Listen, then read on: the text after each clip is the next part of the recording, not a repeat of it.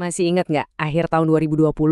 Waktu itu kan dunia lagi kacau-kacaunya, tiba-tiba muncul satu misteri yang aneh banget, tapi juga bikin penasaran. Bayangin deh, di tempat-tempat yang paling terpencil di dunia, tiba-tiba aja nongol benda-benda aneh. Dan nggak ada yang tahu kenapa. Nah, pertanyaan ini nih yang bikin semua orang heboh. Mulai dari pilot helikopter yang nemuin pertama kali, sampai para detektif dadakan di internet di seluruh dunia.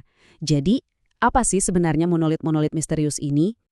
Oke, ceritanya ini semua berawal di tempat yang benar-benar nggak terduga. Di tengah gurun batu merah di Utah, Amerika Serikat. Coba deh bayangin, di tengah pemandangan yang sepi gitu, tiba-tiba berdiri sebuah benda aneh yang berkilauan. Dan pas dunia lagi heboh-hebohnya, misterinya nyebrang benua loh. Ribuan kilometer dari Utah, di sebuah bukit di Rumania, muncul lagi benda yang mirip-mirip. Nah, ini udah bukan lagi sekedar keanehan lokal. Ini udah jadi fenomena global. Terus setelah muncul juga di California, wah kayaknya udah nggak kebendung lagi. Monolit-monolit lain mulai bermunculan di mana-mana. Dari Inggris sampai Kolombia. Setiap kali ada yang baru, media sosial langsung rame. Spekulasi di mana-mana. Oke. Coba kita mundur sedikit ya. Kita balik lagi ke awal, ke penemuan pertama di gurun Utah yang jadi pemicu semuanya. Ini semua kejadiannya cepat banget loh. Jadi tanggal 18 November, monolit itu nggak sengaja ditemuin. Cuma selang 5 hari, tanggal 23, beritanya langsung viral ke seluruh dunia. 4 hari kemudian, tanggal 27, barangnya udah hilang aja. Cuma dalam 9 hari, sebuah misteri lahir, viral, terus lenyap. Coba bayangin deh, Anda lagi kerja jadi pilot helikopter terus nemu benda kayak gini. Si pilot yang pertama kali lihat namanya Brett Hutchings, dia bilang, ini hal paling aneh yang pernah saya lihat selama saya terbang. Wah, kebayangkan gimana bingung dan takjubnya dia waktu itu? Dan ya, udah bisa ditebak, internet langsung heboh dengan berbagai macam teori. Ini artefak alien bukan sih? Atau properti film Westworld yang ketinggalan? Atau jangan-jangan karya seni iseng? Tapi teori yang paling kenceng itu yang nyambungin sama monolit di film 2001 A Space Odyssey. Nah, ini yang bikin imajinasi orang-orang makin liar. Nah, pas dunia lagi pusing-pusingnya mikirin yang di Utah, ceritanya malah makin rumit.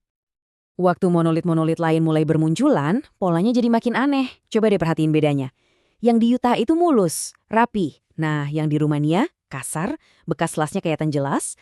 Terus yang di California, bahannya beda lagi. Dari baja tahan karat yang kinclong. Dari cara buatnya aja udah beda-beda. Nasibnya juga. Ada yang diambil aktivis, ada yang dihancurin. Ini mulai nunjukin kalau pelakunya kayaknya bukan cuma satu orang atau satu kelompok aja. Misteri ini kan jadi viral banget ya. Nggak lama kemudian banyak yang ikutan. Dari pantai di Spanyol sampai hutan di Jerman, para seniman dan ya orang-orang iseng juga mulai bikin monolit versi mereka sendiri. Jadi fenomena ini benar-benar udah mendunia. Oke, sekarang kita bahas soal menghilangnya monolit-monolit ini. Bagian ini nggak kalah aneh sama kemunculannya loh. Misteri hilangnya monolit Utah ini akhirnya kepecahan juga gara-gara ada seorang fotografer yang kebetulan lagi di sana. Dia lihat langsung, ada 4 orang datang malam-malam, dorong monolit itu sampai roboh. Bruh!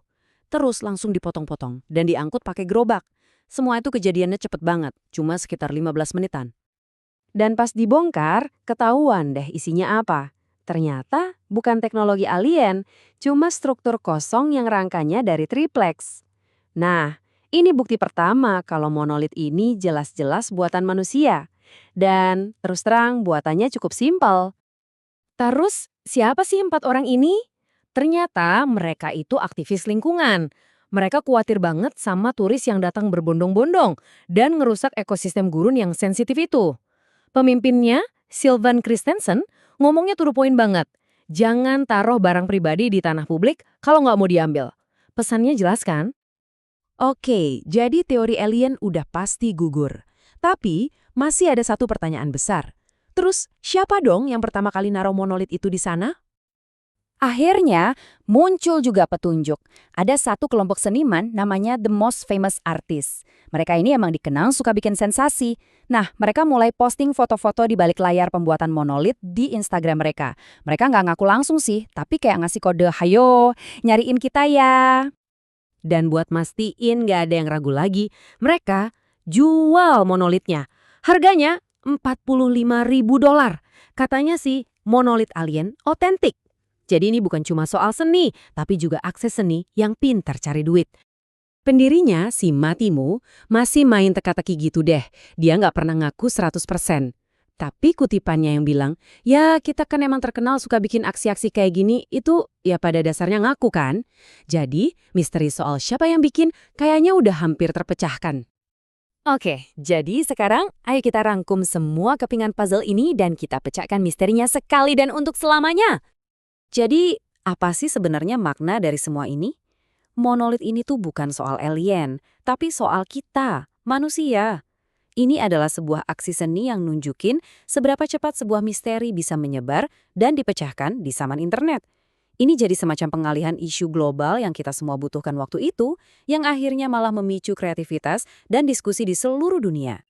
Nah, pertanyaan akhirnya adalah, di zaman di mana semua informasi ada di ujung jari kita, apa sih pentingnya sebuah misteri global yang kita alami bareng-bareng?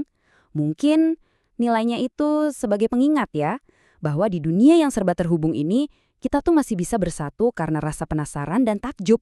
Mungkin kita semua sesekali cuma butuh sesuatu untuk kita lihat bareng-bareng sambil bertanya, itu apaan sih?